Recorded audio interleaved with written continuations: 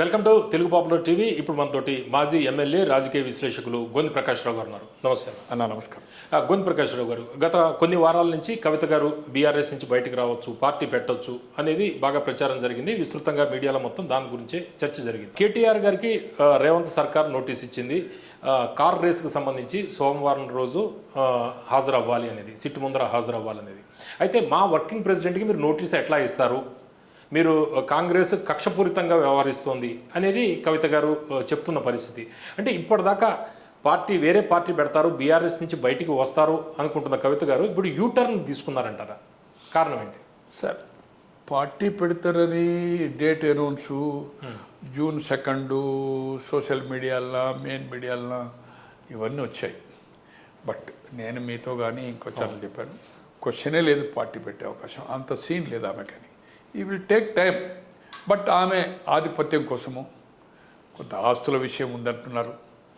ఇంట్లో నా స్థానం ఏంటి అనేది, నా ఇంపార్టెన్స్ అది చేయడం లేదు. ఎప్పుడైతే మన హన్మకొండ సభ జరిగిందో పెద్ద ఎత్తున, దాని తర్వాత ఆమె దాని మీద కొంచెం ఏదైతుందో మా ఇంపార్టెన్స్ అక్కడ లేదు, వన్ మ్యాన్ షో చేశారంటే కేటీఆర్కి అనేది. సో ఇది ఆమె జీర్ణించుకోలేక, మేము కూడా పార్టీ కోసం కష్టపడ్డాము, నేను కూడా ప్యారలల్గా అది చేశాను అనే ఉద్దేశంతో ఏదైతుందో అది చేసింది. అక్కడ అలక ఉంది తప్పితే బట్ పార్టీ పెట్టే అవకాశం లేదన్నారు. మీరు అన్నట్టుగా ఓకే, సోషల్ మీడియాది కూడా వాళ్ళకు ఉండే సోర్స్ కానీ మెయిన్ మీడియా కానీ నేను తప్పు పట్టడం లేదు. ఆఫీస్ కూడా ఓపెన్ చేసింది, జాగృతి ఆఫీస్ అంటే జాగృతి. ఇప్పుడు ఆమె ఇంట్లోనే 2 పోర్షన్స్ ఉండే, పెద్ద ఇల్లు, ఒక ఇంట్లో జాగృతి ఉండే. ఈ జాగృతిని కొంచెం ఎక్స్పాన్షన్ చేసి ప్రభుత్వానికి వ్యతిరేకంగా ప్యారలల్గా కొన్ని యాక్టివిటీ తీసుకున్నప్పుడు అయితే జాగృతిని ఏదైతుందో ఎక్స్పాన్షన్ చేసింది. ఇప్పుడు సింగరేణిలో ఉంది, ఓన్గా ఆమె ఒక జాగృతి, బీఆర్ఎస్ కండువా లేకుండా ఆమె ఓన్ అంటే జాగృతి అనే ఒక సింబల్ మీద జాగృతి కమిటీలు వేసి మెయిన్గా ఇమ్మీడియట్గా సింగరేణి వేసింది. ఆ ప్రాంతం పోతుంది కనుక వేసింది అనుకోండి. గతంలో కూడా ఆమె ఇన్ఛార్జ్ ఇచ్చాడు, సింగరేణి అఫైర్ చూడమని ఏదైతుందో కేసీఆర్ గారు ఆ సంస్థ కొన్ని రోజులు రికగ్నైజ్, ఆల్మోస్ట్ ఆల్ ఏఐటీసీ కంటే కూడా ఎక్కువ సీట్లు వచ్చాయి, వాళ్ళకి ఎక్కువ మద్దతు దొరికింది సింగరేణి అతను ముఖ్యమంత్రి ఉన్నప్పుడు. తెలంగాణ ఆ అవకాశం లేదు. ఆమె ఏదైతుందో కాంప్రమైజ్ అయిందని లేదు, కానీ ఆమె శక్తి ఏంది, ఆమె కెపాసిటీ ఏంది ఆమె తెలుసుకున్నది. ఒకటి నిరసనగా ఏదైతుందో, నేను ఆర్టీసీ ఎగ్జాంపుల్ పాసుల మీద పోయి ధర్నా చేసింది. అక్కడ ఓ 50-100 మంది వచ్చారంతే. ఎక్కడ ఏ జిల్లాలో, మరి ఆమెకు జాగృతి ప్రతి జిల్లాలో ఉన్నాయని చెప్తుంది కదా, ప్రతి తాలూకాలో, ప్రతి నియోజకవర్గం నెట్వర్క్ అని. ఎక్కడ కానీ ఆర్టీసీలో పాసెస్ మీద ఏదైతుందో హైక్ చేసిన దాని మీద ఎక్కడైనా ప్రొటెస్ట్ జరిగిందా? ఇక్కడ కానీ 1 గంటన 2 గంటలు ఇమీడియట్ లిఫ్ట్ చేసేసాడు. మళ్ళీ తెల్లారి నుంచి ఏమి లేదు కదా, దాని యాక్టివిటీ ఫాలోఅప్ లేదు కదా. కేసీఆర్ గారికి నోటీస్ ఇచ్చినప్పుడు కూడా ధర్నా చేసింది, ధర్నా చేసింది కేసీఆర్కు. అది కొంతమంది దీనికంటే పెద్ద ఎత్తున ధర్నా ఏదైతుందో ఇందిరా పార్క్ దగ్గర చేసింది కనుక చేసింది. బట్ పిలువని పేరెంటంగా మొన్న కాళేశ్వరం ఎప్పుడైతే ఇక్కడ కమిషన్ ముందుకు రాబోతుండో అందరికీ ఓపెన్ చేసేసాడు గేట్లు. ఎన్ని 100,000 కార్లు పోయినా ఏదైతుందో ఎవరినే అంది. ఆమె తండ్రి పోతుంది కనుక ఏదైతుందో పర్మిషన్ అవసరం లేదు, ఎవరికి చెప్పే అవసరం లేదు. అందరి లెక్క ఆమె కూడా భర్తతో తండ్రిని కలవడానికి పోయింది. బిడ్డ కనుక ఎవరేమి పని వాళ్ళు అయితే ఆపరు కదా. సో ఈమె 5th ఫ్లోర్కి పోయింది ఆయన బెడ్రూమ్ దగ్గరికి. బట్ నో ఎంట్రీ, నాకున్న సమాచారం వాళ్ళ కుటుంబ సభ్యులు. ఆయన తయారై లిఫ్ట్లో దిగుతూ ఉంటే ఈమె మెట్ల పైనుంచి కిందికి వచ్చింది.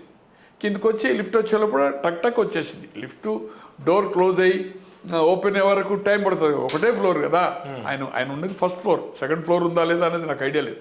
బట్ 1st ఫ్లోర్ బెడ్రూమ్ ఉండడం అనేది నాకుండే వాళ్ళ దగ్గర వాళ్ళు చెప్పింది.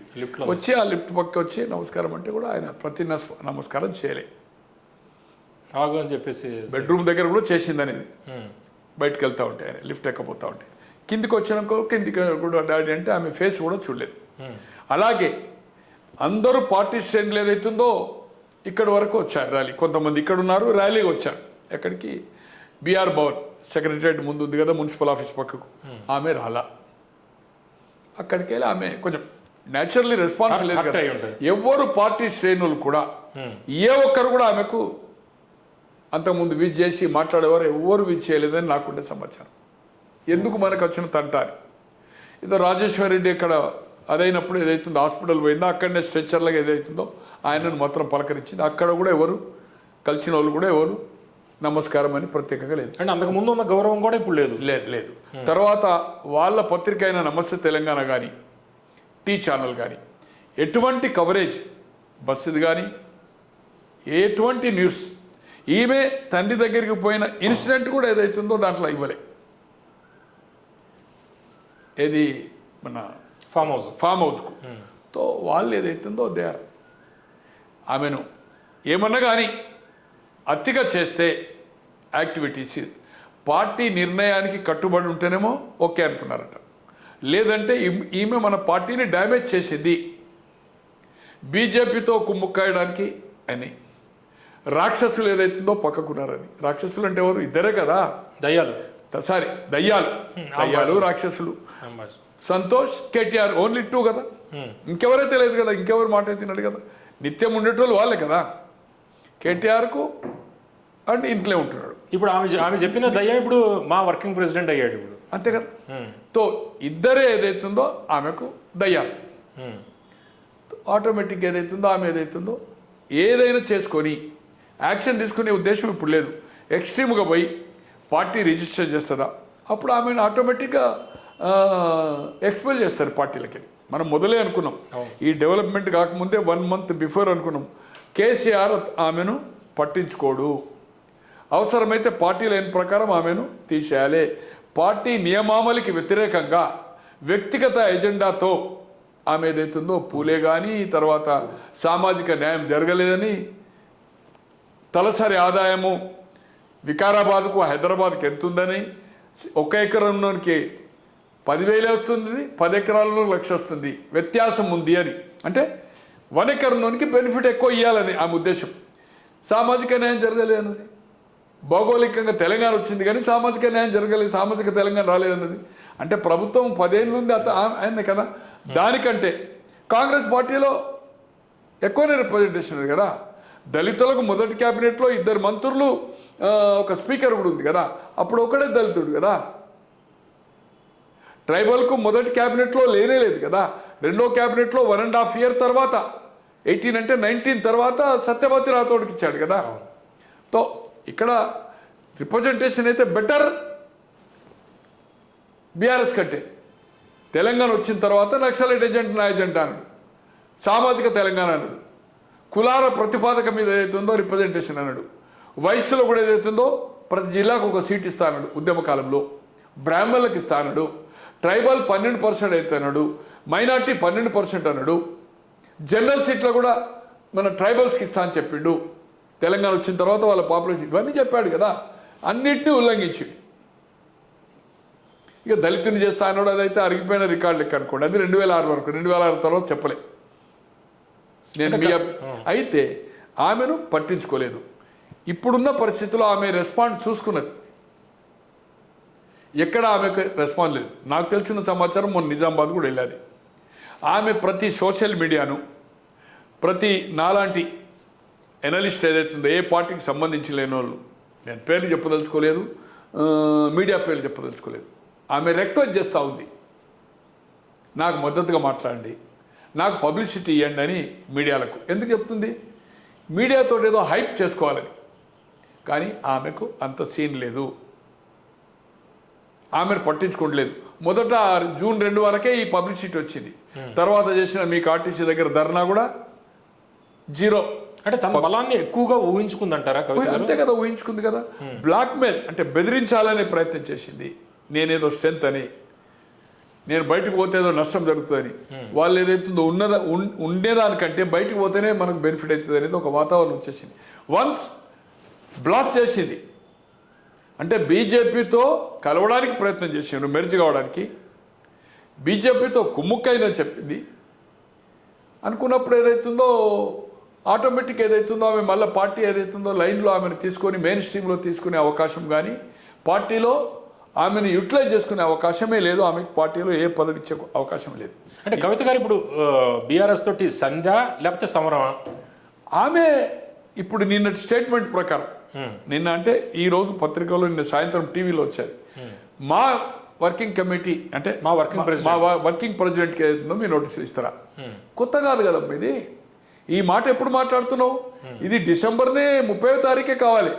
మీ అన్న ఏదైతుందో అమెరికా టూర్ ఉండడం వల్ల నేను ఈ మంత్ వస్తానని పరాహరించారు. గతంలో ఆల్రెడీ ఒకసారి విచారణకు పోయిండు. కొత్త విషయం ఏం కాదు, కొత్త విషయం కాదు, ఈ రన్నింగ్ సబ్జెక్టే.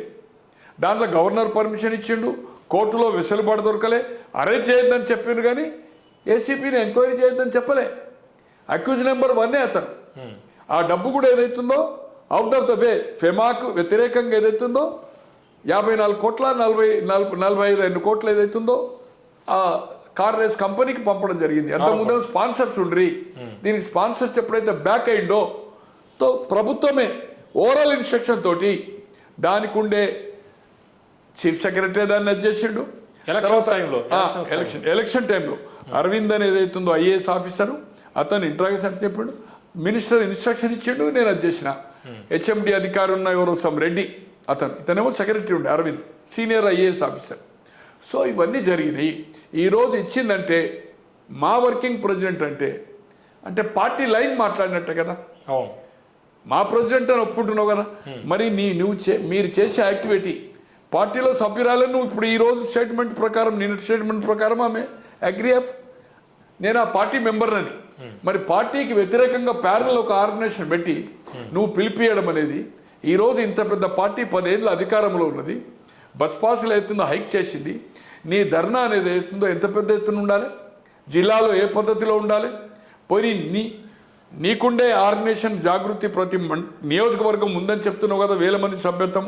ఎక్కడన్నా ఒక సింగిల్ ఇన్సిడెంట్ ప్రొటెస్ట్ జరిగిందా పిలిపించినావా? అంటే నీకెవరు సహకరించడానికి రెడీగా లేరు. ఇంతకాలము తండ్రి చాటు బిడ్డగా ఆ జాగృతిలో ఎవరన్నా పనిచేసినంటే కూడా మీ కెపాసిటీ కాదు, because of daughter of KCR తో ఖచ్చితంగా ఆమె బేరు చేసుకున్నది, రాజీకే సిద్ధమైంది. కానీ ఆమెతో ఎటువంటి రాజీ కానీ పార్టీలో ఆమెకు ప్రాముఖ్యత కానీ ఇక ముందు ఉండే అవకాశం లేదనేది వాళ్ళు కఠిన నిర్ణయము. అంటే ఇది ఎలాబొరేట్గా పార్టీ నాయకులతో చర్చించి కాదు, ప్రతి ఒక్క నాయకులు ఏదైతుందో ఆమె వల్ల రేపు రాబోయే రోజుల్లో నష్టం జరిగింది. ఆమెను పార్టీలో ఫోల్డ్ చేసుకున్నా కూడా మనకు నష్టం జరుగుతుంది కానీ లాభం జరగదు అనేది అందరి అభిప్రాయం. ఈ అభిప్రాయాలు హరీష్ రావు గారు కానీ కేటీఆర్ గారు కానీ చెప్పిన వాళ్ళు ఉన్నారు. కేసీఆర్కి ఎంతమంది చెప్పారా అనేది నేను చెప్పలేను. వినోద్ లాంటి వాళ్ళు, కొందరు రాజశేఖర్ ఎవరైతే చనువుగా ఉంటారో కూర్చుండి డిన్నర్స్ కూడా కూర్చుంటారు కనుక, ఎక్కువ కాలం అక్కడ గడుపుతారు కనుక వాళ్ళ అభిప్రాయం అడుగుతా కూడా చెప్పి ఉంటారు. దీనివల్ల మనకు నష్టము, పక్కకు వేసేసేయండి. ఇక కవిత గారికి కూతురుగా గుర్తింపు ఉంటుంది, పార్టీ నాయకురాలిగా మాత్రము అక్కడ గుర్తింపు ఉండే అవకాశం లేదనేది నాకుండే సమాచారం. ఏమన్నా ఆమె పార్టీ పెట్టి కానీ ఇంకేదైనా యాక్టివిటీస్ పబ్లిక్ ఇష్యూస్ మీద చేస్తే, ప్రొటెస్ట్ చేస్తే ఖచ్చితంగా ఆమెను ఎక్స్పెల్ చేస్తారు. షోకాజ్ నోటీస్ కాదు, సస్పెండ్ కాదు, డైరెక్ట్ ఎక్స్పెల్ చేసేస్తారు. బహిష్కరణ, 6 ఏళ్ళు కవిత బహిష్కరణ పార్టీ నుండి అంటారు. ఆమె ఎమ్మెల్సీగా కంటిన్యూ కావచ్చు, దాంట్లో అనుమానం లేదు. డిఫెక్షన్ బిల్ కౌంట్ రాదు. హౌస్లో కూడా ఏదైతుందో ఆమె ఇండిపెండెంట్ సభ్యులుగానే ఏదైతుందో క్వశ్చన్స్ కానీ ఆన్సర్స్ కానీ పార్టీ తరఫు నుంచి ఆమెకు సమయం కేటాయింపే అవకాశము లేదు, ఉండదు. మోసనచారి లాంటి వాళ్ళు ఉన్నారు కదా అక్కడ, దాంట్లో హేమా హేమీలు ఉన్నారు. ఇదే స్పీకర్ చేశాడు, అనుభవకుడు, 94 ఎమ్మెల్యే అయ్యాడు. అటువంటి వాళ్ళు టేకప్ చేస్తారు. ఆమె పార్టీ సభ్యురాలు కాదు, expel from the party, seat allot ఆమెకు వేరే చేయండి యాజ్ ఫర్ అని చెప్పే రాబోయే రోజుల్లో ఇది జరుగుతుంది, మీరు చూడండి. ఓకే.